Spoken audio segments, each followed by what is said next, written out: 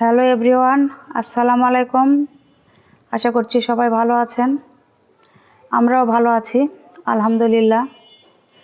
আমি জুবাইদাস ব্লগিংয়ের জুবাইদা, সবাইকে ওয়েলকাম করছি নতুন আরেকটি ভিডিও দেখার জন্য। আশা করছি বরাবরের মতো আজকের ভিডিও ভালো লাগবে সবার কাছে। ভালো লাগলে অবশ্যই একটা লাইক দিয়ে দিবেন, আর ভিডিওর কোথাও কোনো অংশ যদি একটু ভালো লেগে থাকে তাহলে চ্যানেলটি সাবস্ক্রাইব করে পাশেই থেকে যাবেন। আমার ছেলে কোচিংয়ে যাবে, তো তাকে ডিম পোস্ট করে দিয়েছি, সে নাস্তা করে নিচ্ছে। সে সকালে তেমন কিছু খেতে চায় না, তো আজকে ডিম পোস্ট করে দিয়েছি, এটাই সে খেয়ে নেবে। কারণ আসতে অনেক লেট হয়, প্রায় 12টা বেজে যায়। এজন্য আসলে কিছু না খেয়ে গেলেও খারাপ লাগে, ম্যাক্সিমাম টাইমে না খেয়েই যায়। তো আজকে বললাম যে নাস্তা করে যাও, তো বলল যে একটা ডিম পোস্ট করে দাও, তাহলে এটা খেয়ে যায়। তো ডিম পোস্ট করে দিলাম, সে খেয়ে যে যাচ্ছে। বাইরে গুড়ি গুড়ি বৃষ্টি হচ্ছে, এজন্য বড় একটা ছাতা দিয়ে দিয়েছি যাতে ও না ভিজে, ব্যাগটাও যাতে না ভিজে, এই জন্য।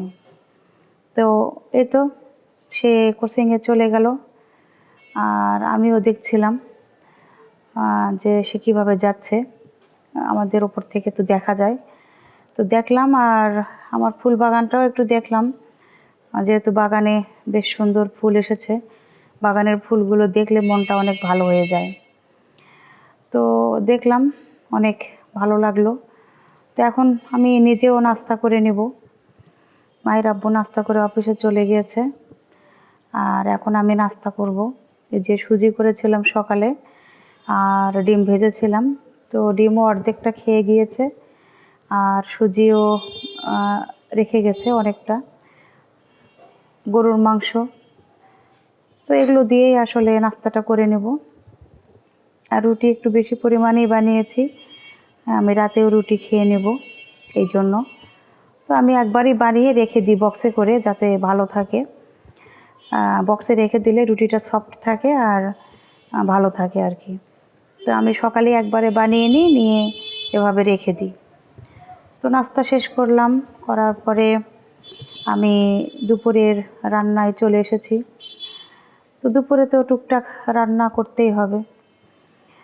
তো সবসময় একঘেয়েমি আসলে মাংস খেতে ভালোও লাগে না।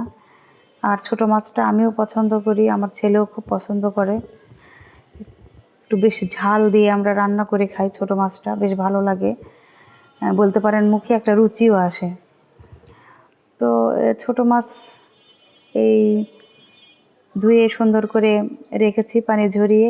বেগুন কেটে নিয়েছি, আর পেঁয়াজের পরিমাণটা বেশি দিয়েছি। পেঁয়াজ, বেগুন আর ছোটো মাছের চচ্চড়ি দিয়ে আসলে ভালো লাগে ভাত খেতে। গরম ভাতের সাথে এই চচ্চড়িটা খুবই ভালো যায়। তো আমি সবসময় হাতে মাখার চচ্চড়ি করি, হাতে মাখি, কারণ চচ্চড়ি জাতীয় জিনিসগুলো হাতে মাখাটাই আসলে বেস্ট, এখানে কষানোর কিছু নেই। আর ছোটো মাছ আর চিকন করে বেগুন কেটে নিয়েছি, এগুলো আসলে হতে বেশি একটা সময়ও নেয় না। তো হাতে মাখা চচ্চড়ি হাতে মেখে একটু সামান্য হাত ধোয়া পানি দিলেই কিন্তু খুব ভালোভাবে রান্নাটা হয়ে যায়, সময় বেশি লাগে না।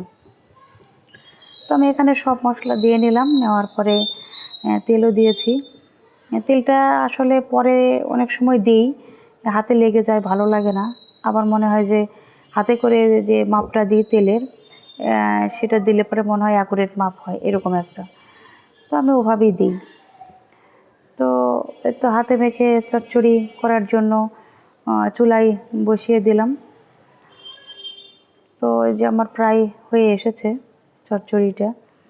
এটা দেখানোর কিছুই নাই যদিও, কারণ ছোটো মাছের চচ্চড়ি যারা পছন্দ করেন তারা এভাবেই করেন। এই যে তেল উঠে আসলে যে একটা সুন্দর শব্দ হয়, এই শব্দতে আসলে বোঝা যায় যে হয়ে গিয়েছে। আর খুব ভালো লাগে খেতে, চচ্চড়িটা খুবই মজার। গরম ভাতের সাথে আসলে খুবই ভালো লাগে, আমিও পছন্দ করি, আমার ছেলেও খুব পছন্দ করে। তো এই গরম ভাতও রান্না করে নিয়েছি।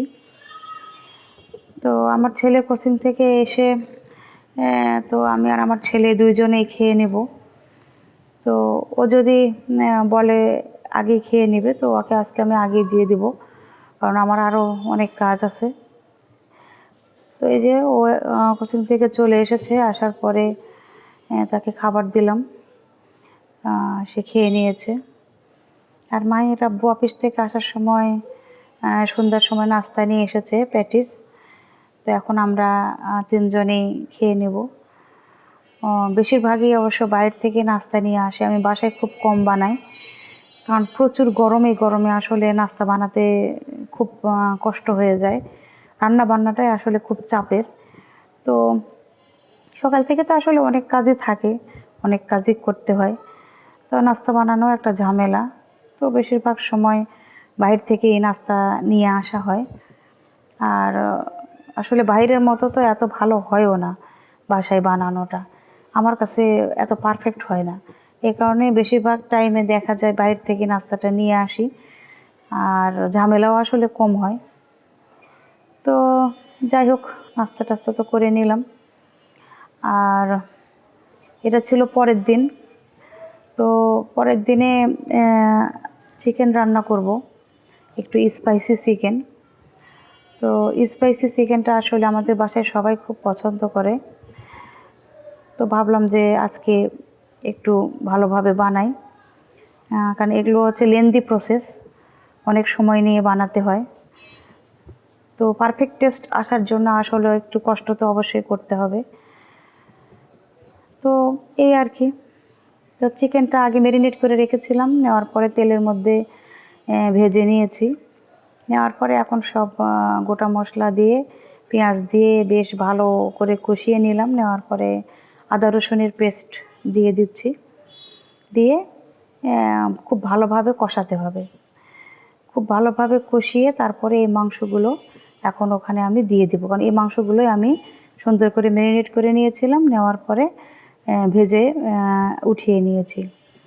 আর এই চিকেন মশলায় এটাতে অবশ্যই পেঁয়াজ বেরেস্তা দিতে হবে, কারণ পেঁয়াজ বেরেস্তা দিলে এর টেস্টটা ভালো আসবে। কারণ যেহেতু এটা স্পাইসি, তো এখানে পেঁয়াজের পরিমাণটা বেশি লাগবে, মরিচের পরিমাণটাও বেশি লাগবে। তবে যারা মরিচ একদমই খেতে পারেন না, মরিচের গুঁড়োটা, তারা একটু পরিমাণে কম দিবেন, কারণ সবাই তো ঝাল অত খেতে পারে না। তো যে যেমন পারেন সেভাবেই দিবেন, তবে এটাতে একটু ঝাল বেশি হলে খেতে খুব ভালো লাগে। আর আমি কাজু বাদামও দিয়েছি, কাজু বাদামটা দিলে আরও বেশি ভালো টেস্ট আসে এজন্য। তো এখন সব মশলাটা দিয়ে এখন খুব ভালোভাবে কষিয়ে নিচ্ছি। একটু পানি দিয়েও কষাতে হবে, কারণ মাংসটা যখন আমি রান্না করব তখন মশলাটা যাতে খুব ভালোভাবে মাংসের গায়ে গায়ে লেগে যায়, সেজন্য মশলাটা খুব ভালোভাবে কষাতে হবে। কষানোর পরে পেঁয়াজ বেরেস্তা দিতে হবে, পেঁয়াজ বেরেস্তা দিয়ে আবার খুব ভালোভাবে কষাতে হবে। খুব ধৈর্য সহকারে এই রান্নাটা করতে হবে, এবং খুব অল্প জালে, খুব বেশি জাল দেওয়া যাবে না। খুব বেশি জাল দিলে দেখা যায় মশলাটা পুড়ে যাবে, আর টেস্ট ভালো আসবে না। এজন্য অল্প জালে খুব ভালোভাবে আস্তে সময় নিয়ে কষাতে হবে, কষিয়ে রান্না করতে হবে। তো গরম মশলার গুঁড়োটাও দিয়ে দিলাম, দিয়ে এখন এই যে যেটা আমি মাংস ভেজে রেখেছিলাম সেটা এখন দিয়ে দিলাম, দিয়ে এখন আমি এটা খুব ভালোভাবে কুক করে নেব। তো আমি ইন্ডাকশানে রান্না করছি, গ্যাসের খুবই সমস্যা, গ্যাস একদমই থাকে না। তো এটা তো লো হিটে রান্না করতে হবে ঠিক আছে, কিন্তু গ্যাসের অবস্থা আরও খুবই খারাপ, যেখানে রান্না করা কোনোভাবেই সম্ভব না। এ কারণে আমি ইন্ডাকশানে রান্না করছি। তবে এখন পরিস্থিতি এমন যে ম্যাক্সিমাম টাইমে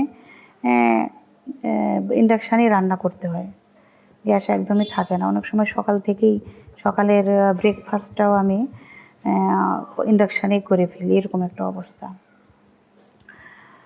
তো এখন গরম মশলার গুঁড়োটাও দিয়ে দিলাম। আর মাংস রান্নাটা আসলে এগুলো আসলে দেখানোর কিছু নেই, তারপরেও যারা নতুন রাঁধুনি আছেন তারা দেখলে অনেকটা আইডিয়া হয় এই কারণে। আর আমাদের বাসায় আমরা বেশিরভাগ টাইমে বা সসটা খুব ইউজ করি, টমেটো সস। কারণ যখন একটু ঝালের পরিমাণ বেশি হয় বা একটু বেশি টেস্টি করে যখন রান্না করি তখন টমেটো সসটা ইউজ করি। কারণ টমেটো সস দিলে তরকারির স্বাদটা আসলে বহুগুণে বেড়ে যায়, আর আসলে খেতে খুবই ভালো লাগে, সবাই খুব পছন্দ করে। তো টমেটো সসটা যারা ইউজ করেন না তারা করে দেখতে পারেন, আসলে খুবই ভালো লাগে খেতে। তো আমার এই যে চিকেন স্পাইসি চিকেন মশলাটা হয়ে গেল, দুর্দান্ত টেস্ট হয়েছিল। মায়ের আব্বু খেয়ে তো মানে একদম ফিদা হয়ে গিয়েছে, বলে যে খুবই ভালো হয়েছে খেতে। তো আমি খুবই মানে ডিম জালে আর কি, খুবই কম জালে রান্না করেছি। এটা কম জালে রান্না করতে হবে। তো এই তো আমার চিকেনটা রান্না হয়ে গেল। এখন আমি ইন্ডাকশানে আবার ভাত বসিয়ে দিলাম। আর দেখেন আমার স্পাইসি চিকেন মশলাটা কত ভালো হয়েছে, দেখতেই অনেক ভালো হয়েছে। এটা ভাত, পোলাও, পরোটা, নান সব কিছুর সাথে খুব ভালো যায়। করে খেয়ে দেখতে পারেন। যারা ফার্মের মুরগি পছন্দ করেন না তারা এভাবে রান্না করবেন, দেখবেন যে সবাই চেটেপুটে খাবে এবং অতিথিরাও মানে প্রশংসা করবে। ঠিক এভাবেই টিপস অ্যান্ড ট্রিক্সগুলো ফলো করবেন, করে রান্না করবেন, দেখবেন খুবই ভালো হবে।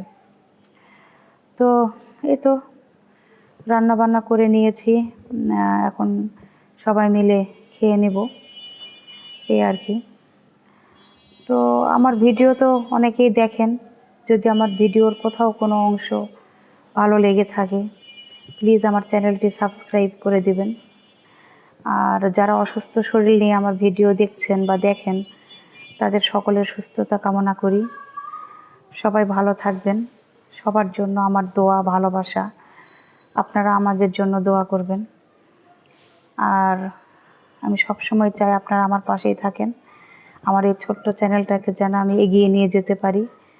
আপনারা সবাই আমার সাথেই থাকবেন। আজ এ পর্যন্তই, আল্লাহ হাফেজ।